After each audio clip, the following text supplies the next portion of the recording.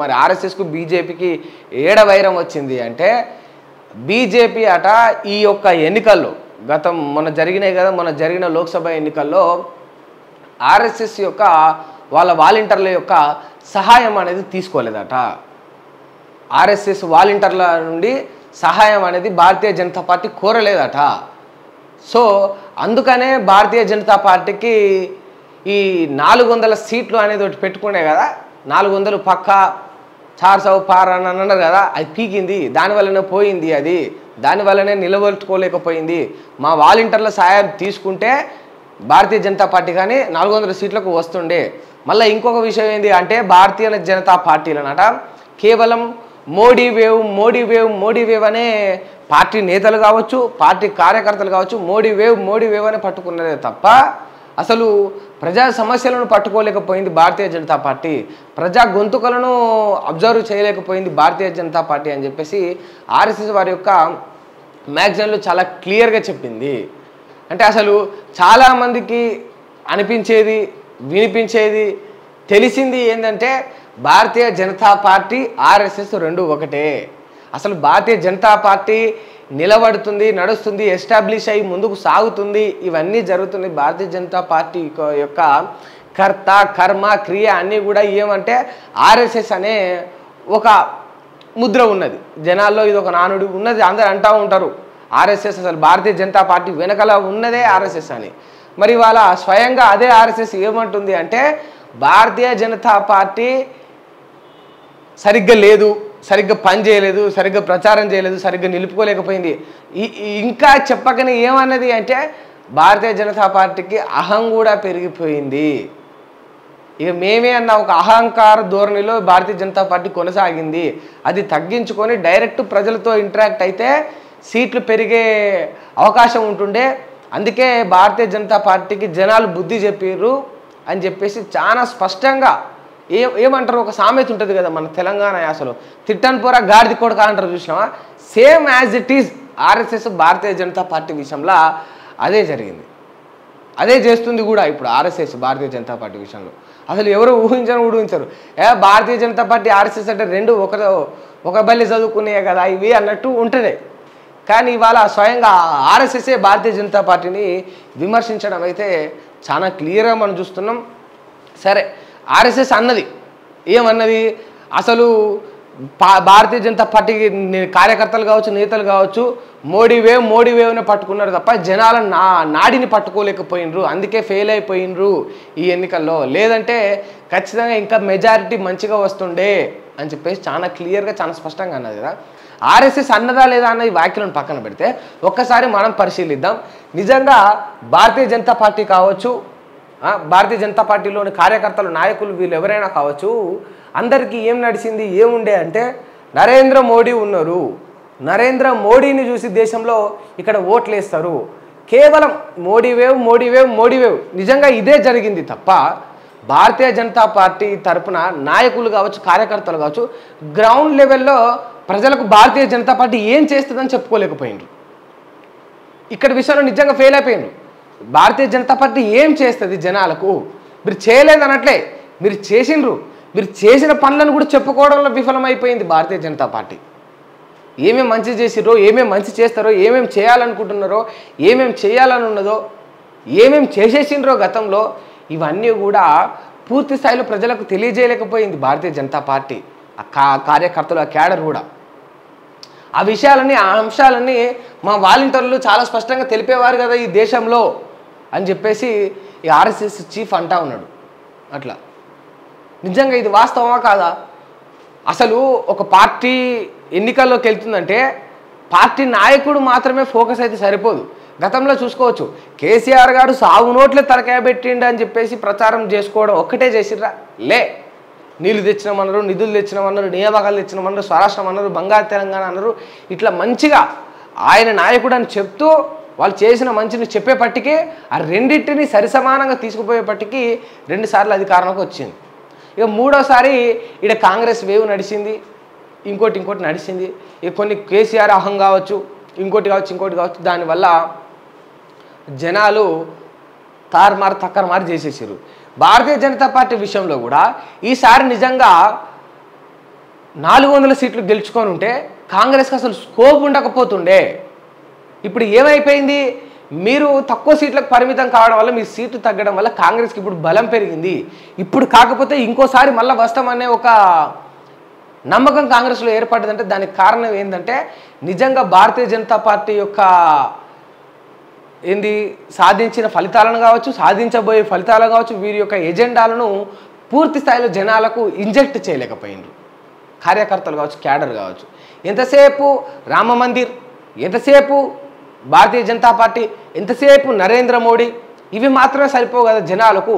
ఏది ఎక్కించాలో అది ఎక్కించాలి, ఏది తెలియజేయాలో అది తెలియజేయాలి. ఆ విషయంలో భారతీయ జనతా పార్టీ వాస్తవానికి కొంత ఫెయిల్ అయిపోయింది. ఎందుకంటే రామ మందిరం అనేది వర్కౌట్ కాదు. రామ మందిరం అనేది కొన్ని చోట్లనే వర్కౌట్ అవుతుంది, కొందరికే వర్కౌట్ అవుతుంది.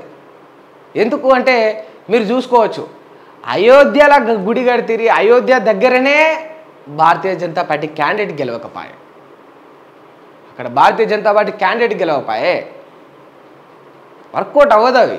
సరే కొన్ని చోట్ల పిచ్చున్నోళ్ళు, కొన్ని చోట్ల ప్రేమ ఉన్నోళ్ళు, ఇక దైవభక్తి ఉన్నోళ్ళు, ఇంకోటి కారణాలు అయినోళ్ళు, మొత్తం లీనమైపోయిన వాళ్ళు ఓట్లు వేస్తుండొచ్చు. కానీ దేశం మొత్తం నుంచి నీకు 400 సీట్లు రావాలంటే నువ్వు ఏ లెవెల్లో, ఏ స్థాయిలో పనిచేయాలి? మందులను నువ్వు అందించిన మందుల గురించి ప్రచారం చేయాలి, మరుగుదొడ్ల గురించి ప్రచారం చేయాలి, స్కూలింగ్స్ గురించి ప్రచారం చేయాలి, కంపెనీస్ గురించి ప్రచారం చేయాలి, ఏమేమి పెట్టుబడులు తెచ్చిరు, డిజిటల్ ఇండియా గురించి ఊసెత్తకపోతే మీరు, ఇది మీరు చేసిన గంతే కదా. నేనే స్వయంగా చెప్తా ఉన్నా, భారతీయ జనతా పార్టీకి చెందుతుంది ఈ ఘనత. డిజిటల్ ఇండియా, యూపీఐ దేశంలో చుట్టుపక్కల దేశాలలో ఏదైనా చూసినావా? యూపీఐ అనేది ఒకటి ఉన్నది అసలు మైండ్లో. పైసలు కావాలంటే పాస్బుక్లు పట్టుకోవాలి, ఏటీఎం కార్డులు తీసుకోవాలి, ఏటీఎం లైన్లనైనా నిలబడాలి, బ్యాంకు లైన్లనైనా నిలబడాలి. అది గంటే కానీ 2 గంటలు కానీ ఈ పాస్బుక్లు పట్టుకొని ఆ పాస్బుక్లు పట్టుకొని ఏటీఎం కార్డులు పట్టుకొని ఇట్లనే నిలబడాలి లైన్లో. ఇగ వస్తుంది అగ వస్తుంది, ఇక జరగాలి, అటు చూడాలి ఇటు చూడాలి, ఎంత అయినా లైన్ పోదాలి. మధ్యలో వచ్చి దూరితే వాడిని తిట్టాలి, తిట్టి పంపించాలి.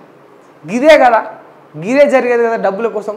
ఇప్పుడు దేశంలో ఉన్నోడికైనా ఒక సెకండ్లో మనం ఇట్లా అమౌంట్ సెండ్ కొట్టగలుగుతున్నాం అంటే ఆ డిజిటల్ ఇండియా థాట్ని తీసుకొచ్చిండు కదా, ఆ థాట్ని రైజ్ చేసిండు, ఆ ఎంకరేజ్మెంట్ అనేది లభించింది, ఆ పర్మిషన్స్ లభించినాయి. అవన్నీ చేయాలి కదా. ఊరికే గాలికి ఏది పడితే అది చేయడానికి ఉండదు దేశంలో.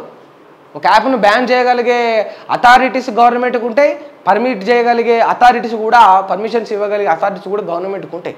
వాటిని ఎంకరేజ్ చేశారు. ఇవన్నీ కూడా మీరు చేసిన గంతే కదా. అట్లీస్ట్ అవి చెప్పుకోలేకపోయినరు, అది తెలియజేయలేకపోయినరు.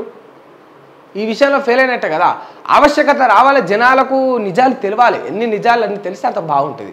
మీరు ఈ విషయంలో డౌన్ అయిపోవడం వల్ల, దాన్ని సరైన ప్రచారం చేసుకోలేకపోవడం వల్ల, ఆర్ఎస్ఎస్ సపోర్ట్ తీసుకోలేకపోవడం వల్ల ఇవాళ బీజేపీకి, భారతీయ జనతా పార్టీకి సీట్లు తగ్గినాయి అంటే అది ఒక అంశంలో సరైనదే అనుకోవచ్చు.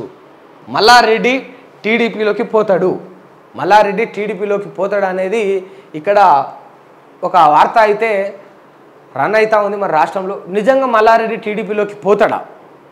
నిజంగా మల్లారెడ్డి టీడీపీలోకి పోతాడా? మనం డైరెక్ట్ వాళ్ళ అనుచరులతోటే మాట్లాడిన, మల్లారెడ్డి గారి అనుచరులతోటే నిన్న నైటు. వాళ్ళు చెప్పలేం, పోము అవ్వదు అనట్లే, చెప్పలేమన్నా, అవకాశాలు ఉన్నాయన్నా, అర్థం అవ్వట్లేదన్నా, అయోమయంలో ఉన్నాం, కొంచెం ఆలోచిస్తూ ఉన్నాం, అందరు నిర్ణయాలు తీసుకుంటున్నాం అని చెప్పడం జరుగుతుంది. అంటే చాలా స్పష్టంగా దాని అర్థం ఏంటంటే, వాళ్ళ పేర్లు ఎందుకు, చాలా స్పష్టంగా ఏం చెప్తున్నంటే మల్లారెడ్డి గారు టీడీపీలోకి పోయే యోచనలో అయితే ఉన్నారు. ఇదైతే ఫిక్స్. ఇక పోతారా పోరా, అనుచరులు ఏమంటారు, చుట్టూ క్యాడర్ ఏమంటుంది అనేది సెకండరీ అంశాలు. బట్ కాకపోతే మల్లారెడ్డి గారు టీడీపీలోకి పోవడానికి ఆలోచిస్తున్నారు. ఇది వాస్తవం, ఇది 100% వాస్తవం. ఎందుకు మరి ఉన్న పలంగా అసలు తెలంగాణ రాష్ట్రంలో టీడీపీ లేనే లేదు, లేకనే పాయే, ఉన్నదాన్ని మొత్తం ఊడ్చేసిర్రు. మళ్ళీ ఎందుకు మల్లారెడ్డి టీడీపీలోకి పోవాలని చూస్తుండు? ఆల్రెడీ కాసాని జ్ఞానేశ్వర్ అంటే ఆయన టీడీపీ అధ్యక్షుడిగా గతంలో ఉండే, ఇప్పుడు ఆయన్నే వచ్చి బీఆర్ఎస్లో చేరే. కాసాని జ్ఞానేశ్వర్ అంటే గతంలో టీడీపీ ఇన్ఛార్జిగా ఉండే తెలంగాణ రాష్ట్రానికి, ఆయన్నే వచ్చి అలా బీఆర్ఎస్ పార్టీలో చేరిపోయాడు కదా.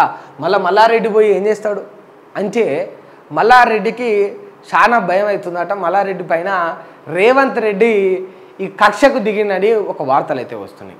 ఏమా అంశం అంటే, ముఖ్యమంత్రి గారికి మండిపోయే విధంగా, మీరు అందరూ చూసిరో లేదో అంటే, గతంలో ఇక ఈ రాజకీయంలో దరిద్రం ఏంటంటే కక్ష సాధింపులు జరుగుతాయి. దాని గురించి కూడా మాట్లాడదాం. గతంలో మన మల్లారెడ్డి ఏం చేసిండు, ఇట్లా తొడగొట్టి ఏ సాలే రా అన్నాడు. ఊకుంటే ఆ మాటలన్నీ పోతే మనసులో పెట్టుకున్నాడు ముఖ్యమంత్రి గారు, బాధపడతా ఉన్నాడు, మండిపోతూ ఉన్నాడు. వాటన్నిటికీ కూడా ఈ రివేంజ్ తీసుకునే పరిస్థితులు అయితే కొన్ని ఉన్నాయి.